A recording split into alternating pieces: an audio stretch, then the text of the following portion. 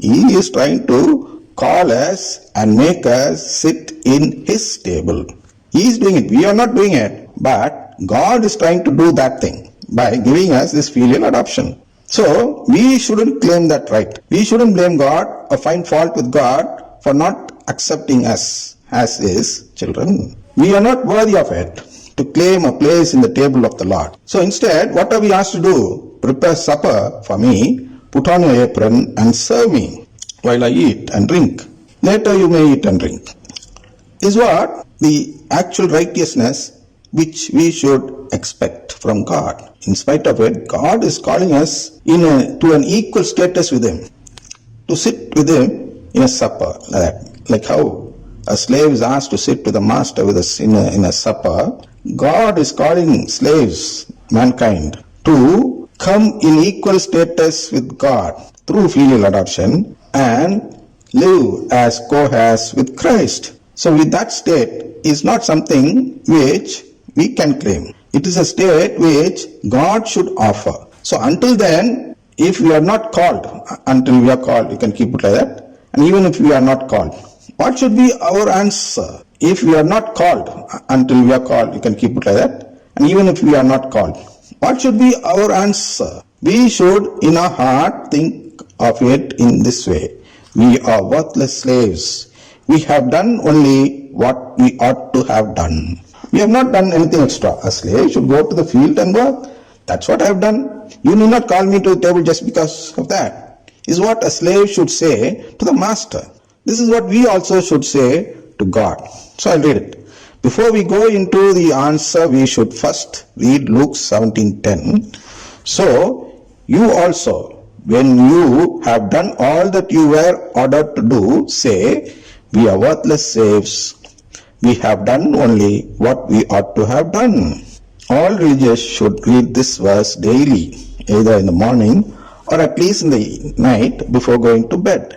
To know the answers to these questions, you should first see Romans chapter 10 verses 1 to 3, in which St. Paul says as follows. Why should we go to this chapter? Because many people, or many religious people, think that they have sacrificed their own life, the whole of their life to God.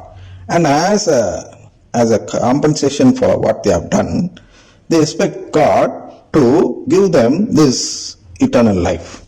So, this work of sacrificing their life for God, we should first know whether each religious person is sacrificing his life for God, or is he sacrificing his life for something else?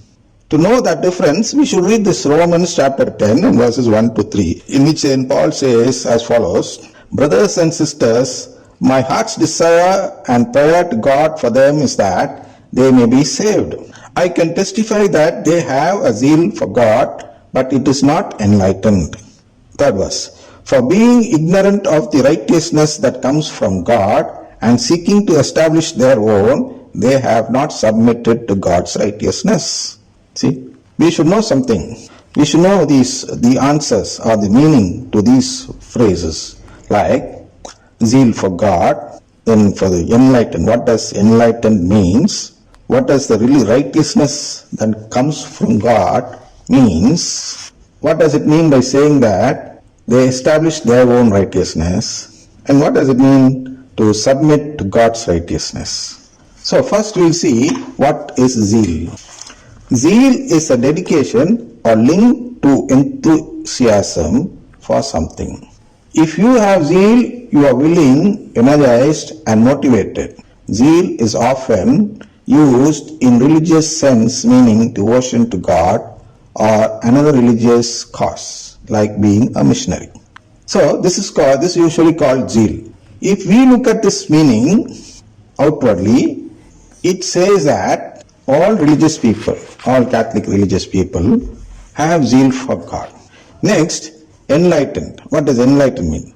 Enlightened means to get greater knowledge and understanding about the subject or situation. So from the second verse, we come to learn that if somebody does not have the knowledge or understanding about the really righteousness of God, then there is no use having zeal for God. That is, there is no use having dedication or enthusiasm for the church alone. See, we have to get enlightened. What is enlightenment? To get enlightened is to get greater knowledge and understanding about the subject. Which subject? The subject redemption. The situation in this church. We should know what is what in this church before we start to work for the Lord. For example, in the parable which we just saw in the 17th chapter, a slave is going to the field to work for his master. A slave is going to the field to work for his master, and when he returns, the master calls and asks him to sit at his table. Not in this parable, but in the real life, God is doing that. He's trying to do that at least. If this slave goes and works in the field, but not in the field of the master, but in the field of somebody else, or at least in the field of the enemy of the master, what will the master do? That is what we ought to know. That what the slaves have to know. What they have to know? They have to know which is the field of their masters. They should know that knowledge. That is what is called enlightenment here. We should be enlightened, otherwise we are not worthy or fit to work as a slave to our master. We have to enlighten ourselves with that knowledge about the subject, what is redemption. Without knowing what is redemption, how can we go about and preach the gospel? So from the second verse, we come to learn that if somebody does not have the knowledge or understanding about the righteousness of God, then there is no use having zeal for God. Of course, that servant with zeal for his master might plow a lot in the field, but if that field becomes a field of his enemy, will the master be pleased? That's why there is no use having dedication or enthusiasm for the church without having this knowledge. The only difference between the laity and the religious is that it has this zeal only. This is the only difference between a laity and a religious person. What? The laity usually don't have the zeal for God. They don't toil for God's kingdom. But the religious, they claim to toil in such a way that they sacrifice their full life for this cause. They claim. But actually, where are they toiling? Where are they plowing? Where are they? I'll read that portion to you. Your slave who has just come in from plowing or tending sheep in the field. See, the slave who plows or tends the sheep, who plows the field or tends the sheep, if he plows the field of his enemy, and if he tends not the sheep of the master, but the goats of the other master, then will someone expect that master to call him and make him sit at his table? Never. That is what is happening in this church.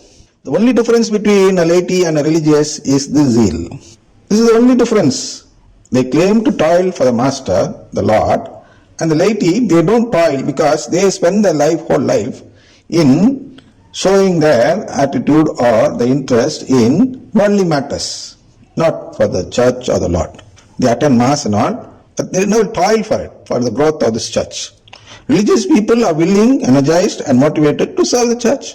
But the laity are not willing or energized or motivated to serve the church. They are willing to do some earning in the material world. They are energized to seek that earning. They are motivated by many people around them to make a lot of earning in this life.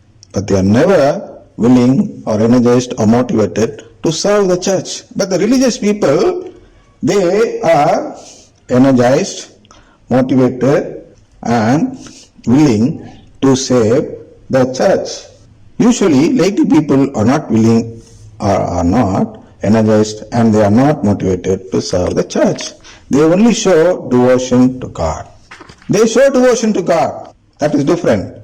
But they are not willing to serve the church. Serving the church means, for example, I don't know whether I have time, I just go on.